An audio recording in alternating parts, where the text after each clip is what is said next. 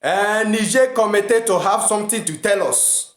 Just watch this video and see the way wetin dey happen for Niger. 71% of war. That is what is coming in Niger now. All Niger now don dey ready for anything wan happen. Just hear their coordinator. Make you just hear wetin dey talk about. Make you understand wetin dey happen for Niger now. So make we know the time wey the war dey start, because Nigeria say they don dey ready to invade Niger. As you dey see am, just watch am. Watch this video, share am. No need to talk much. Just watch am. Yeah? Make we know as e dey go. Now, from African Stream, the Pan-Africanist, William Sakwa, joins us because Africa is beginning to dominate this show. So William is the man to help us through it. William, welcome to the mother of all talk shows. It's the second time, I think, that we've met, so I'm very glad that you came back for more. Scott Ritter and our poll overwhelmingly believe that there's going to be war in Niger. Do you share that view? Unfortunately not, and thankfully so. Because I think for now, cooler heads have prevailed in ECOWAS, where sometime last week they were saying, if you do not reinstate Bazoum in 1 week, we will consider sending a military force into Niger. But then you see, after Niger got support from its people, I think that's the most important thing. The support Niger has gotten from its local population. You have the people saying, if you'd like to get to the presidential palace, ECOWAS will have to go through us.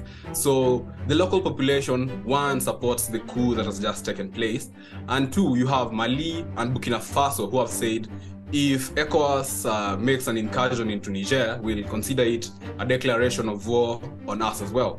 So, when you have these factors coming into play, and then adding in extra factors like Mali has Russian military advisors, so this will no longer be an ECOWAS-Niger war. It will now turn out to be yet another proxy war between NATO and Africa.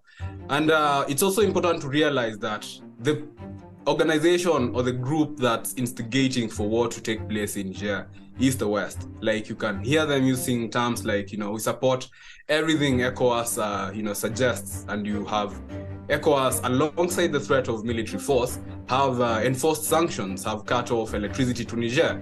But coming back to your point, I don't think war will take place in Niger strictly because the people support the coup that has taken place, and neighbors Mali and Burkina Faso have declared their support as well.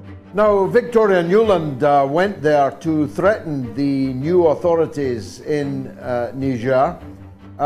She told them that overthrowing your elected president by force is simply not acceptable, although she was one of the prime organizers of exactly that in Ukraine. There's over 1,000 American soldiers there based in Niger, and the French soldiers who've begun to leave have not all left the country. If not ECOWAS, what about the possibility of a direct French aggression? I'll start off by Victoria Nuland coming to Africa in the name of democracy. You cannot overthrow an elected leader and walk away scot-free. And you've mentioned very well, in 2014, that's exactly what the West did in Ukraine. And coming back to Africa, coups have taken place. France has deposed 22 African leaders since the 60s. And this is not just something that happened and passed. France has never taken accountability for it. France has never done reparations for it. If anything, the installation of puppet leaders is what enables the plundering of Africa. But, under this fake guise of democracy, you can fool many people into thinking the government has the support of the people. And now, coming back to the possibility of a French direct intervention in Niger, my understanding usually is, just like the Americans won't send their own soldiers to go fight in Ukraine, in a proxy war, they'd rather someone else do the dirty work for them. And this is exactly what ECOWAS was being set up for. But as you can see, you have politicians from northern Nigeria saying, right across the border, those people are our brothers. You have the Hausa community living both in Nigeria and Niger. You have people from these communities, within the ranks of Nigeria's military. And Again, this is what ECOWAS was set up to do. The West got ECOWAS into fighting a war for it. Only that this time, even if they managed to walk over the Niger's military, as they say, comparing Nigeria's military capacity to Niger's, they'll still have a painful insurgency to deal with. And we all know, even in France's case, pure technological superiority doesn't guarantee success. The US was in Afghanistan for 20 years, but replaced the Taliban with the Taliban. So yeah, despite having an overwhelming military capability over the Taliban. I've been looking quite a bit more deeply than I had before into this new president of Nigeria who can't accept the affront to democracy that the coup in Niger, according to him, represents. But he doesn't have the greatest democratic credentials himself. First of all, there's very serious and credible allegations of electoral corruption in his own election, and it's still actually before the courts. The opposition have never accepted his election. Secondly, the Senate of Nigeria has refused his demand that Nigerian troops be sent as part of an ECOWAS invasion of their neighbor Niger. And then there's his own checkered history.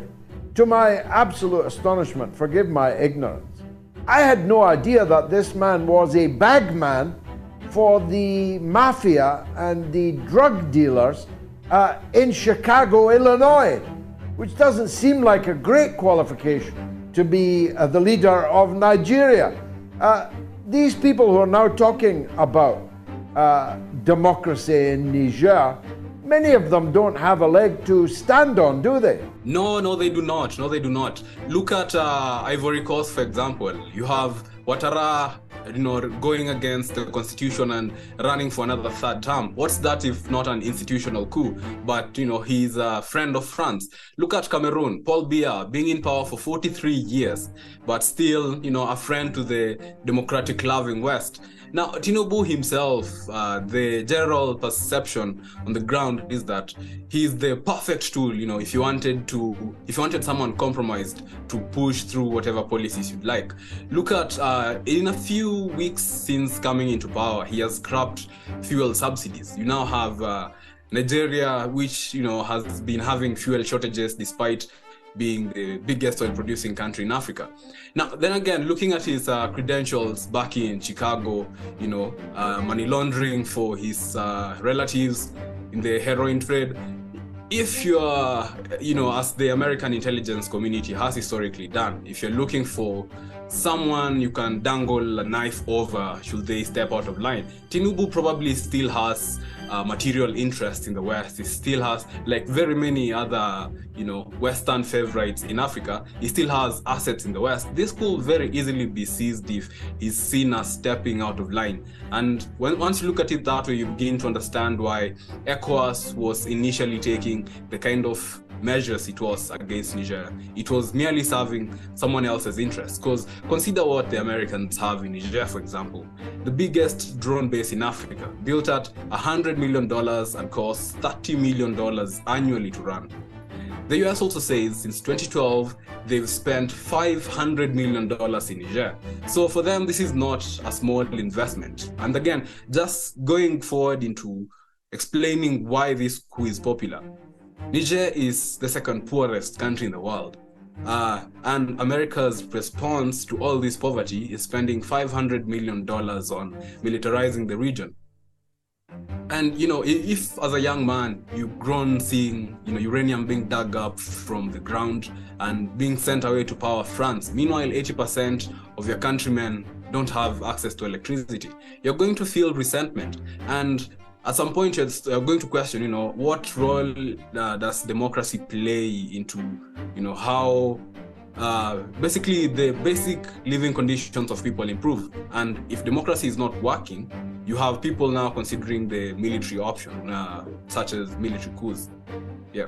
Lastly, widening the focus a little bit, all these countries, including Chad, complain that the NATO destruction of Libya and its deployment, for they clearly deployed in my own country, openly deployed Islamist fanatics to overthrow the government of Gaddafi in Libya, and that the Islamization of Libya in the destruction of the system that they had there before has now destabilized the whole of the Sahel.